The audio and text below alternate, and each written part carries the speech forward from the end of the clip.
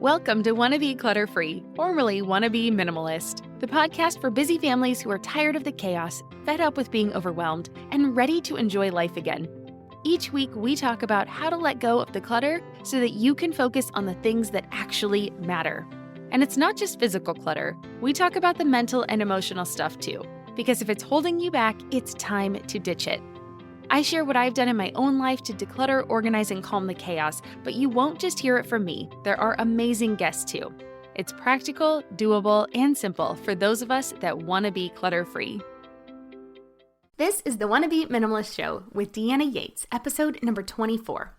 On today's episode, we are talking to Simple Living blogger and podcaster Jenna about how giving everything in your home a place to live makes all the difference between being cluttered or tidy, as well as the top routines you can start using every day to stay organized. Hey there, welcome back to the show. As always, I'm your host, Jenna Yates, your resident wannabe minimalist. In today's episode, we are chatting with simple home advocate and fellow podcaster Jenna and I am so excited for today's episode.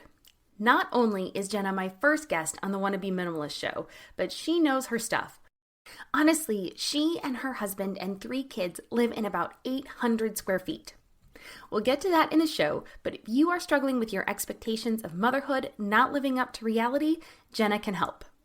Jenna gives moms permission to live differently. She teaches how to simplify your home and your day so you have time and space for what matters most. All right, now let's get to chatting with the very welcoming and friendly Jenna Arvidsson. So today with me, I have Jenna, and I am so excited to have you on the show today. So I like to start by learning more about your journey because everybody does have a unique journey in how they came to minimalism or living more simply. So if you'd like, can you tell me what led you down this path? Oh, sure. Absolutely. So I don't really have like a day, a lot of people that have become minimalists or gone on this journey, it's like they hit a wall one day and just decided I have to make a change. And I don't really have that. My husband and I kind of came about this more slowly and have kind of peeled the onion as we've gone. We always wanted to live kind of small. We had these dreams of, having like one toy box for our kids and not a lot of stuff. And then we had our kid.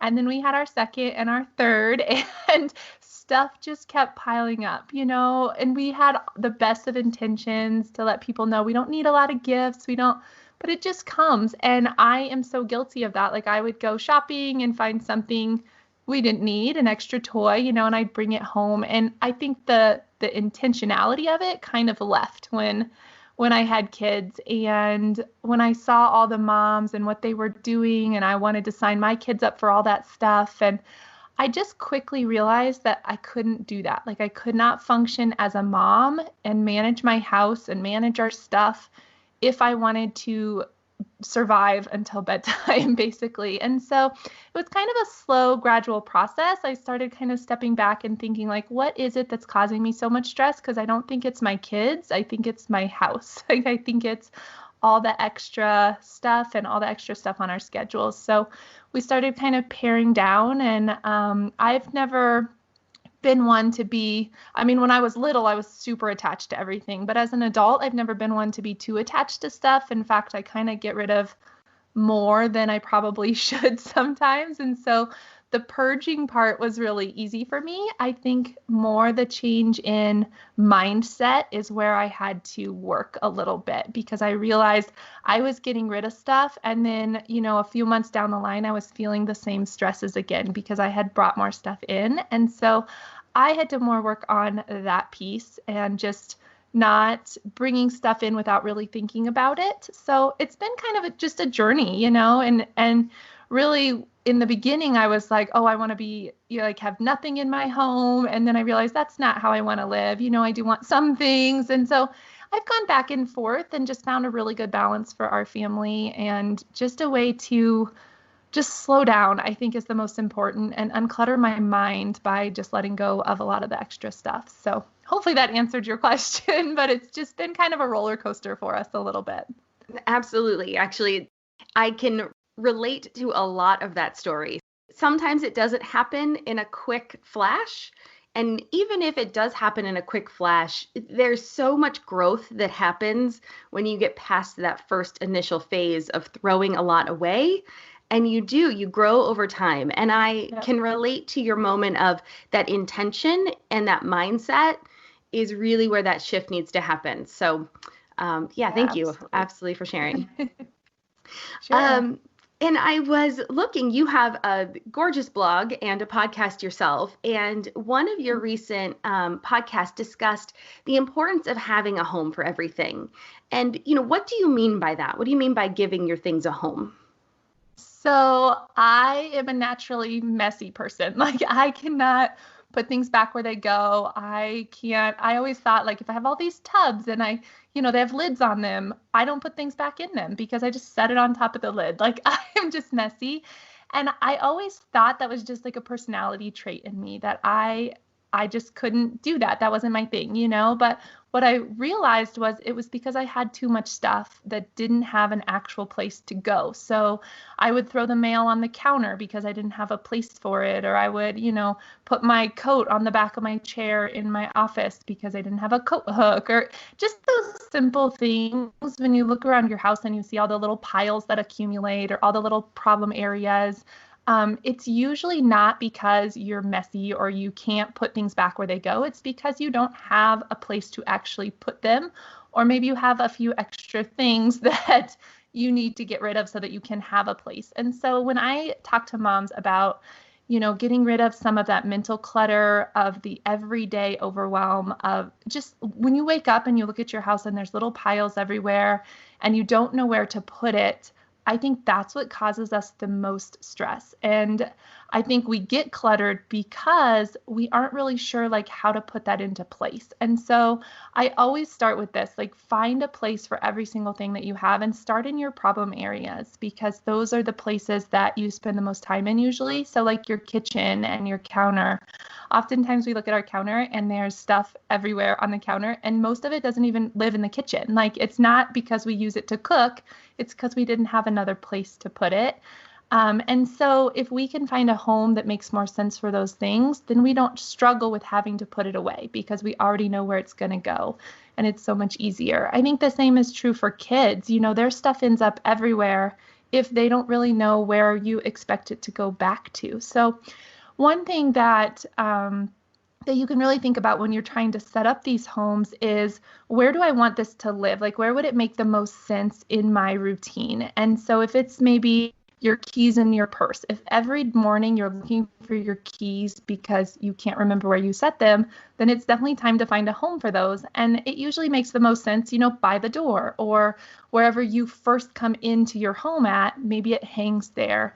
And I think just making those little tiny switches, like if I could put my mail right here in this bucket every time I come in, I'm going to know where to put it every time. I'm not even going to think about it. Or if I could hang my keys up, or if my kids know that their backpack's just going to sit right here in this bucket every time, it's not hard to put it away. And so that's why I just think it's so important to like find a place for those items that are misplaced, that are just kind of homeless items, because your clutter becomes so much less instantly. So yeah, that's kind of where I started. I think before I even started getting rid of things, I started thinking like, where could this go? And if I couldn't find anywhere for it, then I had to rethink, do I really need this item? Or is it just something that's, piling up in my home that's causing me a lot of stress? So.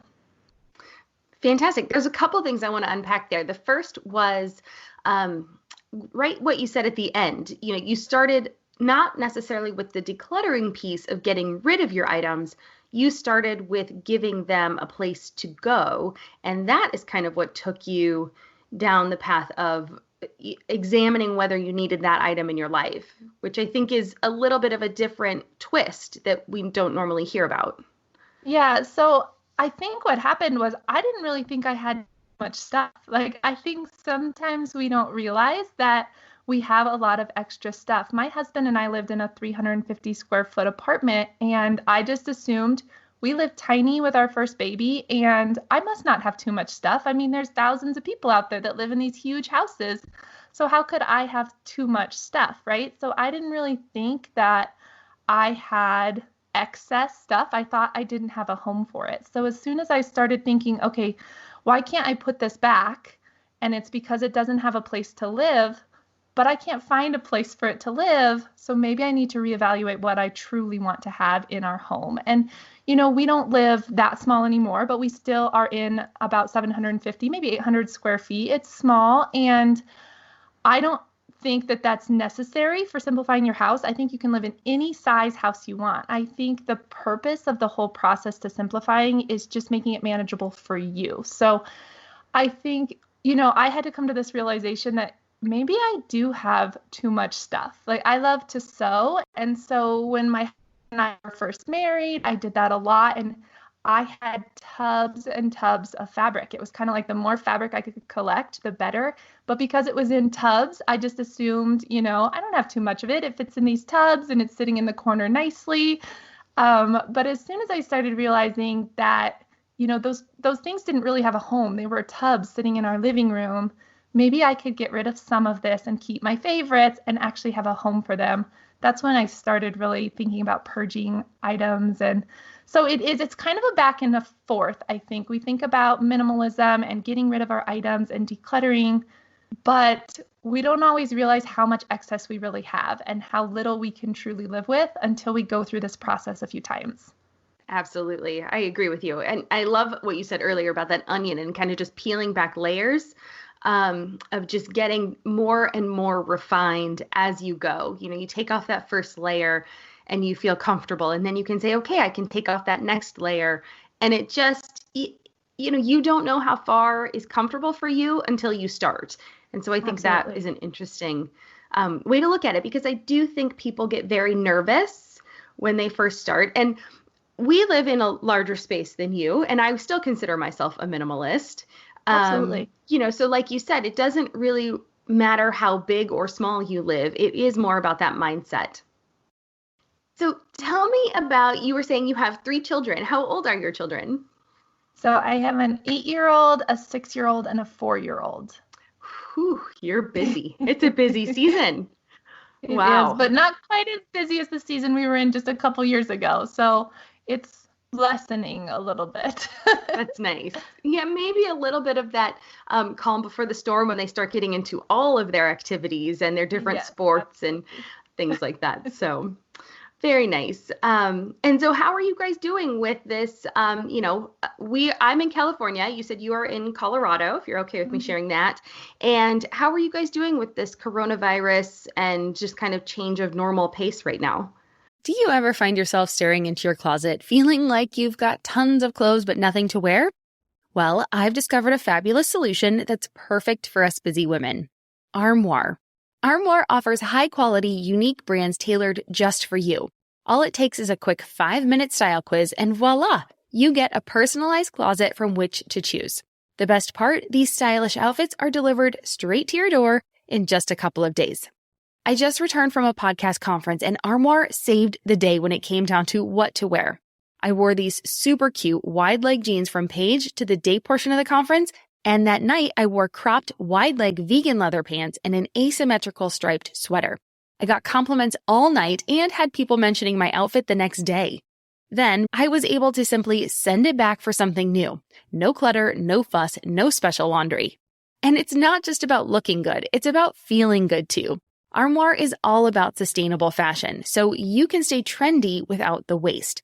Plus, it's women-founded and led, supporting women designers and aligning perfectly with our values of empowerment and community.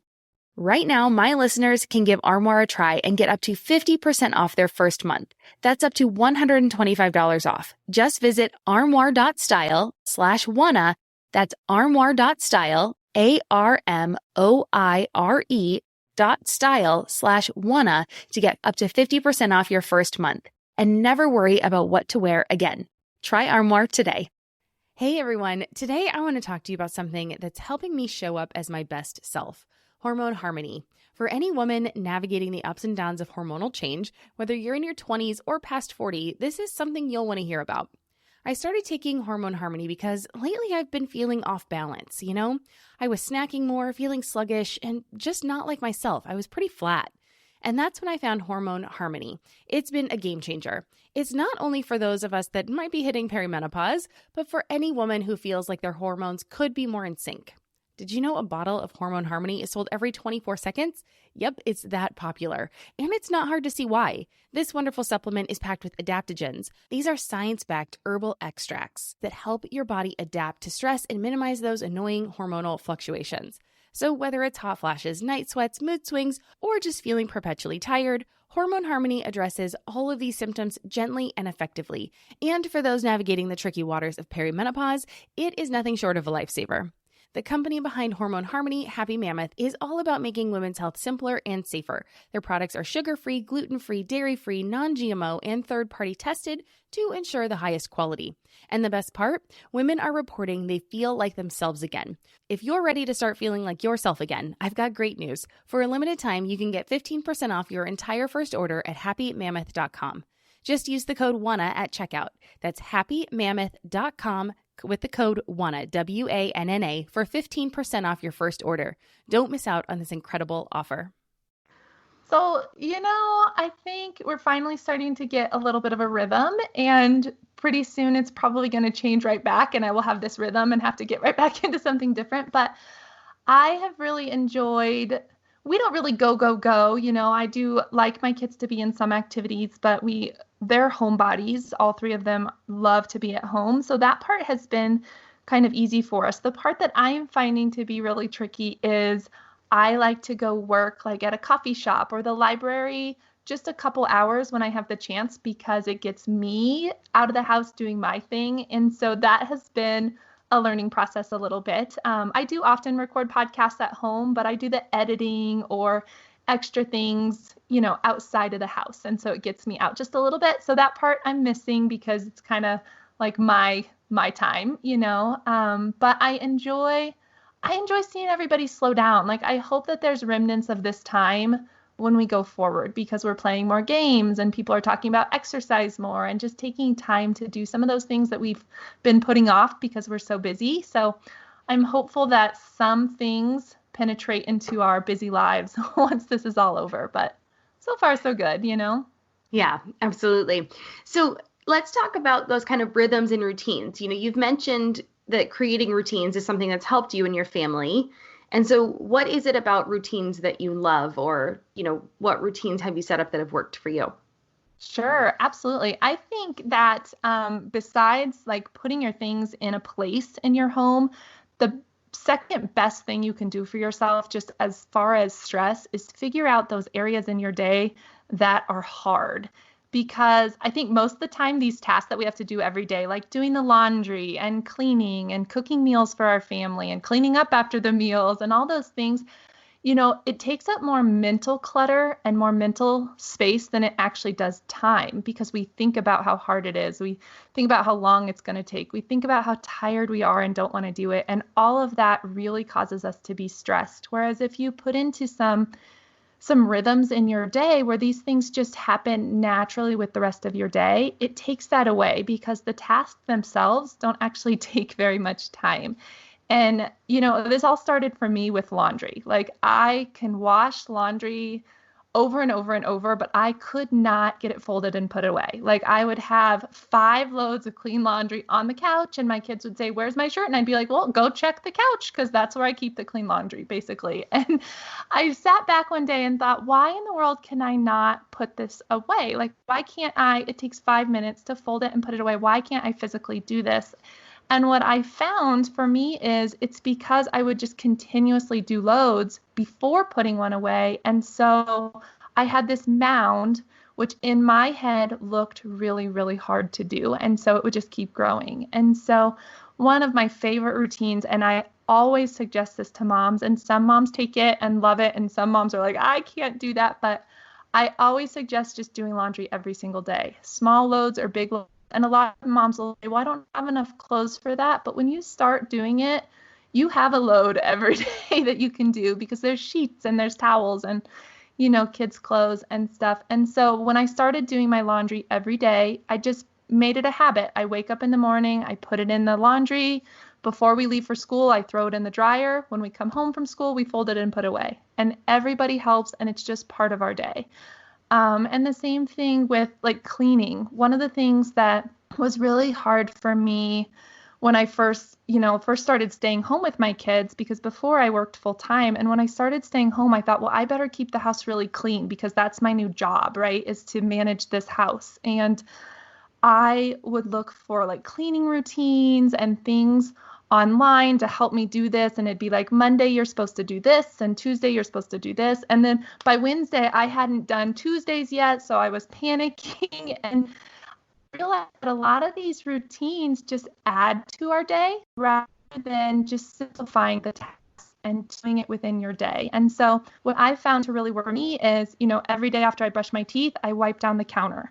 Every day before I get in the shower, I wipe down the toilet really quick. And there's just those little things that we can add kind of to like our just habits that we already have. And I think that you can do this with your kids as well. They know at the end of the day, after they brush their teeth, they wipe down the counter as well. They know when they wake up in the morning, they make their bed before they come out of the room, and there's just these little things. And I have a 4-year-old, their beds don't look great, but it's more about just the practice of putting this into their lives so that when they're our age and they're trying to manage a house, it's not something extra. Like we always think of all these things that need to get done as these extra weights on us, when really we can do it within our day, and we can show our kids that we don't have to spend our whole Saturday cleaning if we do a few things here and there throughout the week. And so I love just stepping back from my life and thinking like, what area of my day is the most stressful, and how can I break that down and create a routine around it?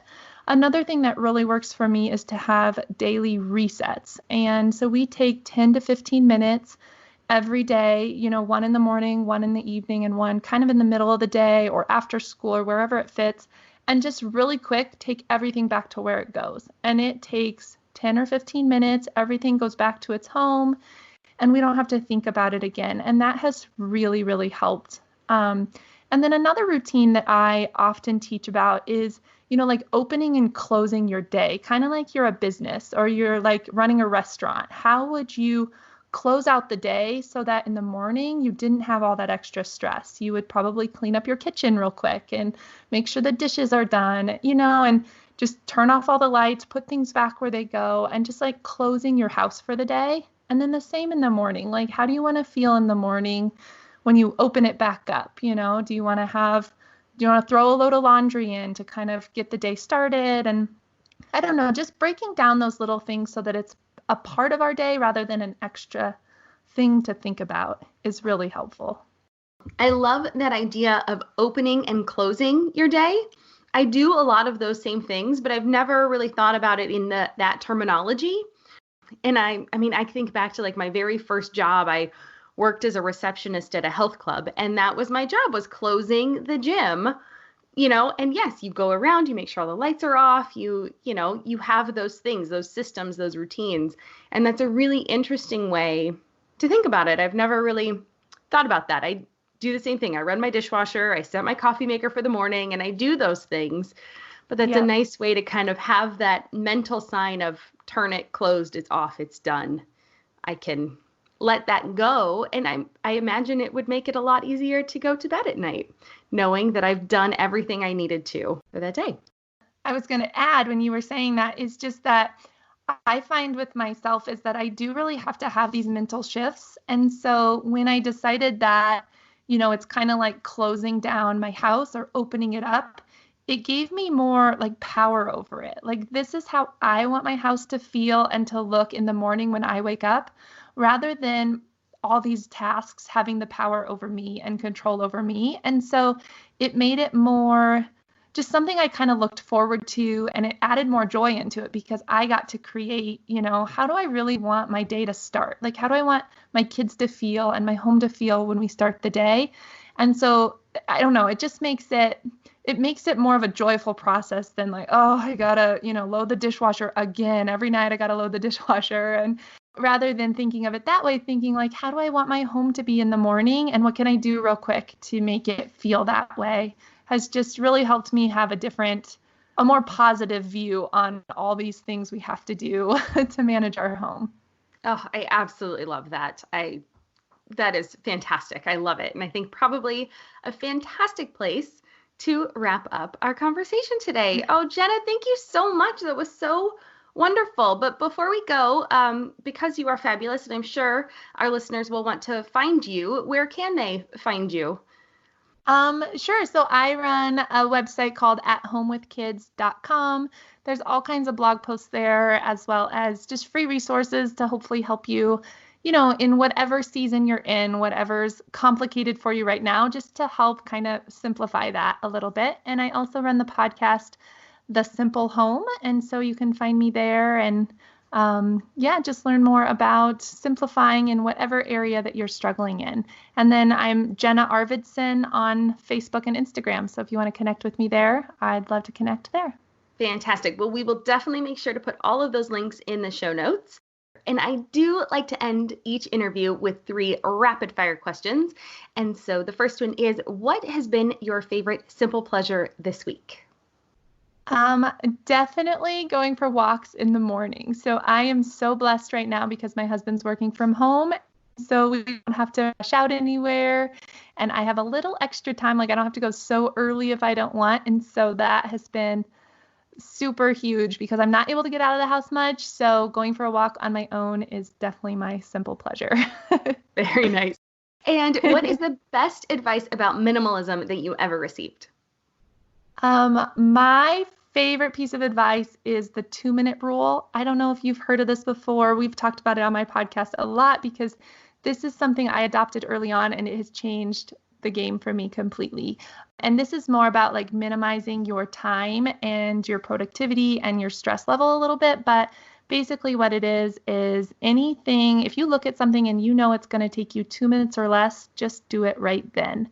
That has helped with paper clutter, your mail, sorting through your mail. It's helped with laundry, folding the laundry and putting it away does not take much more than 2 minutes if you do one load, So it's helped with just every area of my life. And I often talk about it in terms of actually simplifying too. Like if you could go through your junk drawer and just pull out 10 items in 2 minutes, do it right then. So that has probably been the thing that has changed just my overall stress level and overwhelm with raising little ones. Brilliant. And the last, what is making you happy right now or in this season of your life?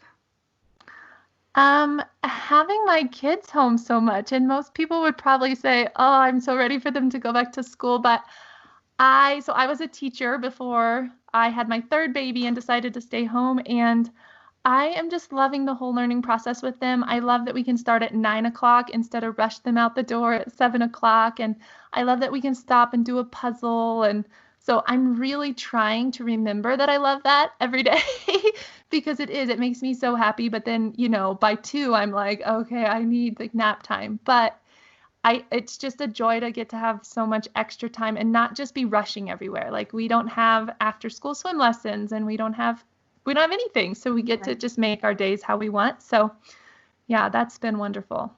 Oh, so nice. Well, yes, definitely embrace this time because it will not last forever. And so it's nice to have that positive spin on things. So, well, Jenna, again, thank you so much. And I look forward to connecting again. Yeah, absolutely. Thank you so much. I enjoyed it. All right. Take care. All right. You too. Bye. Wasn't that great? Thanks to Jenna for being the first guest on my show. I'm sure you found some incredible nuggets tucked away in our chat. And that just about wraps it up for this episode of the Wanna Be Minimalist Show. Thank you so much for joining me today. And if you liked what you heard, I would absolutely be delighted if you would leave a review on iTunes. And while you're there, please take a second to subscribe to be notified of new episodes. Okay, I promise I'm almost done. Be sure to join us next week when I will have not 1, but 2 new episodes for you. I will be discussing how we're decorating our home with things that we have lying around because honestly, shopping is pretty much out during the coronavirus. And that will be on a solo show. And then I will also be joined by another guest where we will be discussing decluttering with kids. They are episodes you will not want to miss. So I hope to see you then. Cheers. I'm Margaret. And I'm Amy. And together we host the podcast, What Fresh Hell? Laughing in the Face of Motherhood. Margaret, I would say you're sort of a where are my keys kind of mom. Correct. Sometimes a where are my kids kind of mom. Well, you're, Amy, more of a we were supposed to leave 35 seconds ago, mom. I mean, touche. In each episode of What Fresh Hell, we come at a topic from our usually completely opposite perspectives. I bring the research. And I bring kind of the gimlet eye. Like, is that research really going to work, people? And almost 10 million downloads later, we're still laughing. We also talk to experts in the parenting field, plus parents with stories we can all learn from. We make each other laugh, we challenge each other's assumptions, and we have what we think is the best parenting community on the internet. Check out What Fresh Hell, Laughing in the Face of Motherhood, wherever you listen to podcasts.